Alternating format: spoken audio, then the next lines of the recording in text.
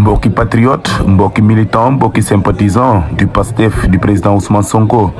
et du président de la République du Sénégal monsieur Bassirou Diomaye Faye nañu ànd dem dundaat les moments forts feetu JPS Keur Massar Sud Keur Massar Nord amal fële ci terrain historique bi di terrain Yékini bu ñu soppi léegi tuddee ko terrain Sonko. ñoom def nañ seen fête def seen propre investiture du président nouvellement élu mu nekkoon une fête exceptionnelle, des moments de joie, des moments de communion yu patriotes yi amal dem ci guddi fële ci terrain Sonko mu nekkoon des moments formidables yoo xamante ni mbokk yi duñ leen ko nettali dañuy àndaat ak yéen rek dem seetaanaat dégluwaale les réactions des ex-détenus des représentants des JPS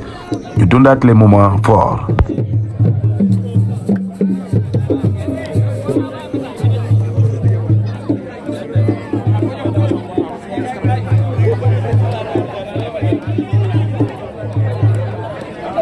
waaw bon salaamaaleykum wa rahmatulah ñu ngi nuyu Sénégalais yëpp surtout les patriotes maa ngi tudd Askia Mohamed Touré man maay le coordonnateur adjoint de la JPS Keur Massar Nord. donc ñu fekk la fii ci feu de joie bi nga xamante ne waa yéen a ko organisé donc mën naa xam est-ce que lan moo nekk li nga xamante ne moo di objectif bi lan moo tax. waaw objectif feu de joie bi d'abord ñi ko organisé mooy JPS Keur Massar Nord ak JPS Keur Massar Sud ñun ñaar en collaboration ñoo ko def tey pour fêter la victoire. Parce que ñun gëm nañ ne tey rek lañu am à partir de minuit il y aura plus de fête parce que on doit travailler. D'ailleurs même ñu ngi seen léegi ci publication yi que le président Bassirou Diomaye Faye il a appelé en urgence qu'il y aura une déclaration. Ça veut dire que donc à partir de minuit ñun suñu fête jeex na lii mooy suñu dernière fête dañuy dem ci li nga xam ne moom mooy liggéey ngir changer réew mi mooy liggéey ngir réaliser projet bi donc li tax ñu def ko tey c'est pour souhaiter la bienvenue au président Bassirou Diomaye Faye et lui montrer notre engagement et notre patriotisme envers lui et le président Ousmane Sonko. Voilà. donc mu nekk li nga xamante ne le fardeau le combat a été lourd fardeau bi lu diis la woon am na ñu ci ñàkk seen bakkan am na ñu ci gaañu am na ñu am ay fii ci mbooloo bi am na ex-détenu donc ngeen continuer di gunge li nga xamante ne moo di Ousmane Sonko waaye di continuer di gunge président Diomaye Bassirou Diomaye Faye ana lan ngeen ko fas yéene jàppale ci li nga xamante ne moo di yéen. waaw en réalité gars yi dañoo jàppoon ne il y aura une révolution boo xam ne nii benn révolution bu grave lay doon mais nous on va pas l'appeler révolution nan lañ koy wooyee c'est une résolution des âmes c'est-à-dire le président Ousmane Sonko nous a réveillé nous a montré la voie et on a cru au projet moo tax il y a beaucoup de sacrifices comme ni ko waxee nii il y a plus de 100 détenus yoo xam ne nekkoon nañu au niveau du département de Keur Massar Nord il y a eu des blessés il y a eu des morts malgré tous ces sacrifices nous croyons au projet nous croyons au président Ousmane Sonko et nous sommes aussi déterminés aujourd'hui qu'hier pour ensemble réaliser le projet pour le Sénégal bi voilà. ici au niveau. maaleykum salaam. yow ñu ngi lay ziar bu baax. ñu ngi leen di fay. est-ce que mën nga def benn brève présentation pour ñu lay teewlu. bon c'est Samuel Serge Kantousan membre de la JPS de Keur Massar Sud. voilà donc mu nekk représentant bi ñoo wuy si appel boo xamante ne ñun JPS ñoo ko def muy JPS Keur Massar Sud Keur Massar Nord mu nekk benn feu de joie boo xamante ni dañ ko woote pour sargal le président Ousmane Sonko sargal son excellence monsieur Bassirou Diomaye Faye teeru ko comme niñ ko ñëpp defee loolu moo war a initiative yi ni mu nekk. donc nga ne jeunesse patriotique du Sénégal plus particulièrement Keur Massar Sud wala gox ñu ne Keur Massar rek donc mu nekk ñi nga xamante ne bi ràññee woon nañ leen lool ci li nga xamante ne moo di combat bi donc bu combat bi demee ba egg si fii jeunesse bi nga xamante ne moo fare fële ci Keur Massar joué na ci benn rôle bu am solo rawatina ki nga xamante ne moo di le maire Bilal Diatta nga xam ne récemment lañ ko libéré est-ce que mën nga ñëwaat rek ci loolu noonu. voilà donc le projet de PASTEF musuma ne la jeunesse ñoom ñoo nekk talon d'Achille projet bu PASTEF kenn mënu wax le projet de PASTEF sans la jeunesse donc ñun jeunesse bi rawatina la JPS à travers notre coordonnateur national muy di maître Ngagne Demba Touré ak le coordonnateur départemental de Keur Massar ak Keur Massar Sud def nañ ci liggéey bu remarquable liggéey bu exceptionnel projet PASTEF ñun ñëpp gis nañ contribution bu ci JPS def ñun on était là depuis dès le début jusqu'à là ba mun nañ ne sax duñ ne réussite quoi réussir guñ parce que projet bi moo demagum au palais donc franchir nañ étape yëpp def nañ fat fépp def nañu wër ndom def nañu sensibilisation dugg nañ ci marché yi dugg nañ fu nekk c'était juste pour contribuer voilà à l'accession du projet de Pastef au pouvoir donc tey mu nekk combat bu remarquable boo xamante ni tey mënuñu ko wax sans la JPS mënuñu ko wax sans la jeunesse sénégalaise plus particulièrement la jeunesse patriotique parce que ñoom ñoo angoon combat bi ñenn ñi décidé nekk des boucliers en chair ñenn ñi décidé taxaw résister contre l'oppresseur bu fi nekkoon parce que ñëpp gisoon nañ situation bu demee donc ci même sillage boobu noonu le maire Keur Massar Sud tamit Mouhamed Bilal Diatta ñu koy saluer de passage moom tamit mu nekk kuy bañ nooteel wane woon di résister ci noonu tolof ñu woon jàpp donc mu nekkoon lu rafet loo xamante ni adduna ñëpp gis nañ ko donc ñuy saluer geste boobu noonu vraiment. tey nga nekk ab jeune di doon xeexal sa réew nekk ab patriote nga ñëwaat ci terrain bi nga xamante ne bi ça marque l'histoire de Pastef ana lan la lay def boo ñëwaatee ci li nga xamante ni moo di bërëb bi. bon man li may wax mooy Pastef lépp fii la dooree Keur Massar lépp fii la dooree Pastef suñu premier martyr Keur Massar la mais meeting boo xamante ni daa dugal Sénégal dans l'histoire du monde meeting boo xamante ni saa yi mënatoo wax histoire politique Sénégal. te doo wax voilà le pacte man maa ngi ñëw mënoo wax Keur Massar maanaam ak terrain Yékini fii dafa nekk espace boo xamante ni ñun patriote sax toppee nañ tur bi quoi terrain Sonko lañ ko tuddee léegi c'est parce que daaw lu mu def ci ñun fii la Sonko ne woon askanu Sénégal est-ce que pare ngeen ñu ne ko pare nañ pare boobu noonu tey moo war a peuple bi taxawoon moo waroon jeunesse bi ne dañuy taxaw tem xeex ñu amoon ñu bëri ñoo xamante ni comme la ko waxee tout à l'heure tëj leen si ñeen ñi amputé nañ leen ñeen ñi blessé nañ man mi en personne j'étais un blessé pour mu nekkoon loo xamante ni sacrifice boo xam ne ñun dañ ko defoon juste pour ñu mun a accéder au pouvoir pour mun a réussir suñu combat donc fii dafa nekk place historique boo xamante ni parce que marqué na fi empreinte am ba du dajati ba àdduna di tukkee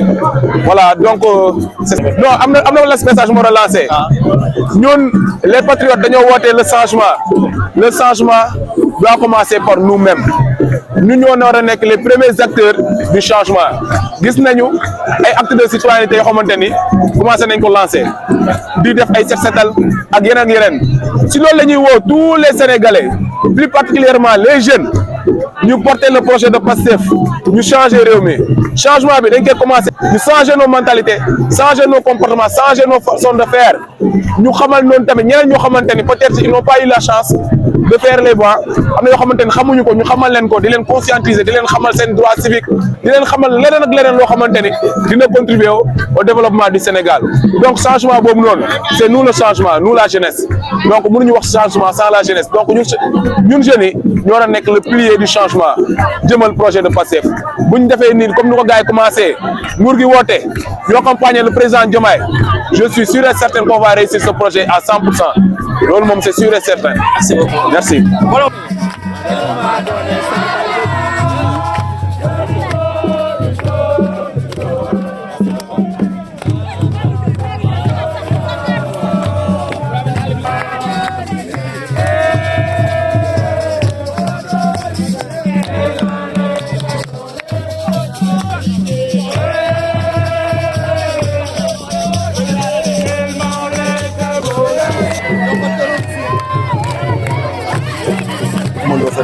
Chargé de communication de la CITES comme ça. Donc, sur un ex-détenu, j'ai été arrêté le 18 mars 2023 à la section de recherche de Keur Massar. J'ai été mis sous mandat de dépôt le 22 mars 2023. Donc, j'ai fait une année en prison, à la prison de Rebeuss. Donc, je suis sorti le 21 mars 2024. Voilà. Vous venez de le dire, vous êtes un ex-détenu. Vous êtes aussi un membre du JPS Keur Massar. Donc, en tant que membre du JPS Keur Massar, qu'est-ce qui explique votre présence? Qu'est-ce qui explique votre présence? Voilà, bon. On a vécu ensemble des moments de difficulté à la prison, mais on n'a jamais su baisser les bras. Donc, on continue la lutte, le combat en prison, avec notre manière. Donc, après une année en prison, j'ai été libéré par Amnesty. Donc, le fameux Amnesty qui s'est passé, donc derrière nous, donc j'ai été libéré au bénéfice de l'Amnesty.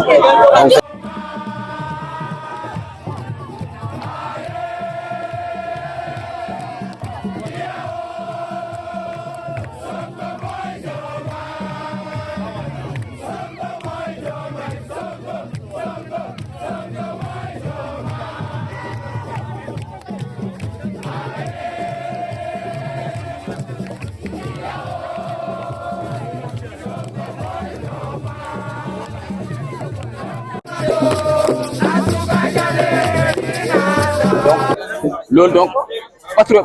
patriote donu ko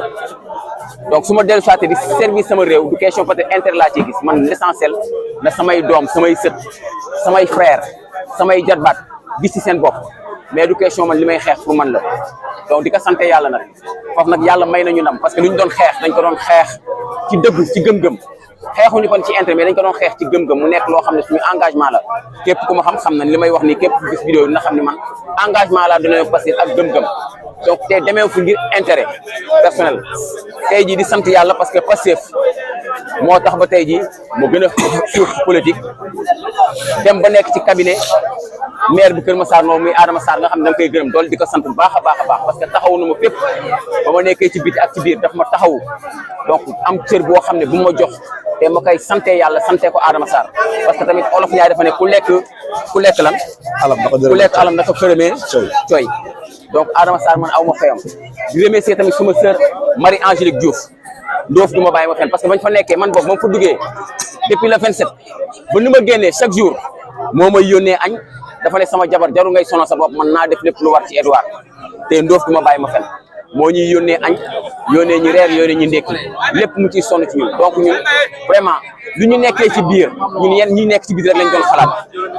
tey jii tam boo gisee suñu teewaay parce que samay rakk ñoo organisé il faut ma ñëw teew woon leen ne ñun ñu ngi seen ginnaaw man toujours leen wax dama leen di ne ñun ñu ngi seen ginnaaw loo leen yëkkati rek te mu nekk loo xam ne lu dëgg la ñu ngi seen ginnaaw man chaque dam leen ne man maay seen défenseur te bu leen am dara loo xam ne leen li ngeen di ragal parce que ñun ci lépp lu ñuy dox képp ku ñu xam muy suñu wax muy suñu jëfin kenn du xamee wuñ ci lu ñàkk fayda donc tey jii suñ ci tee ak samay rakk damay sant yàlla di leen di gërëm di leen di féliciter di leen di ne nag combat bi ñoom la xale yi projet bi ñoom la xale yi man nee naa la maa ngi am 54 ans donc 6 ans moo ma des moo dem retraite ma am 60 ans xëy na suñ ko waxee ni la du ko gëm parce que su ma taxee fii ñu ma gis dañuy yaakaar aw ma 54 ans mais nag Dieu merci parce que dama yàgg pratiquer sport bu ma amee ba may am 7 ans ba nu ma toll yëpp sport laa mos a pratiquer loolu moom solo damay lay conseiller jeunes yi tamit ñi pratiquer def ko comme man parce que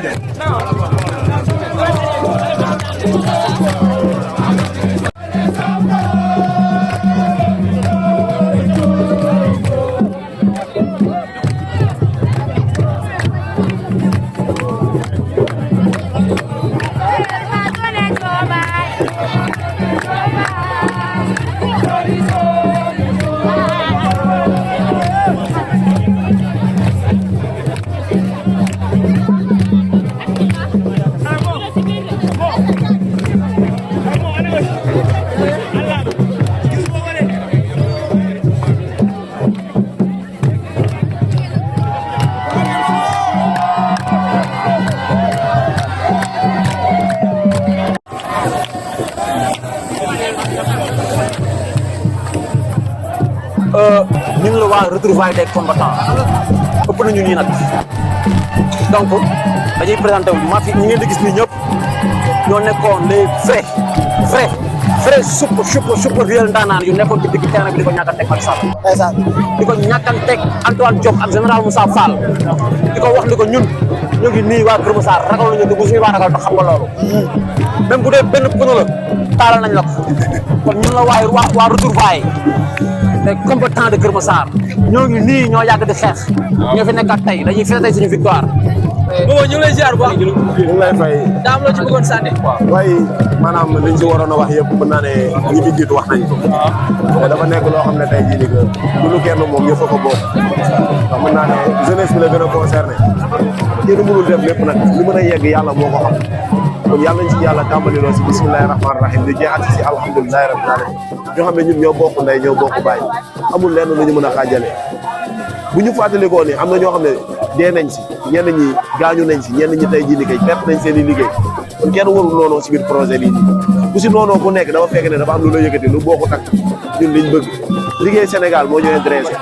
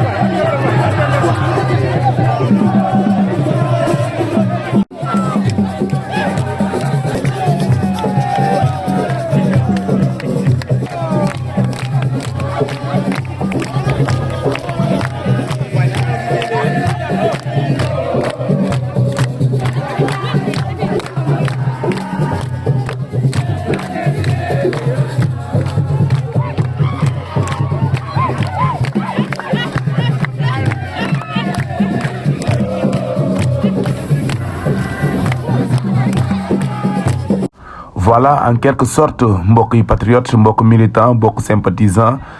benn résumé bu ndaw ci soirée bu exceptionnel bi amoon fële ca Kër Massar bu JPS Kër Massar Nord Kër Massar Sud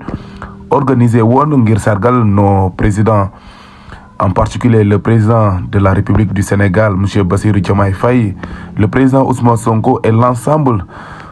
des militants de PASTEF et l'ensemble des cadres du PASTEF. mu nekkoon fête bu exceptionnel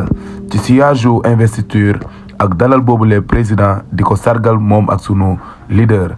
mu nekkoon moment fort comme ni ngeen ko gisee ak di ngeen ko dundee mbokk yi ñu ngi leen di ñaan ngeen continuer di abonné di partager ñëpp mun see jot.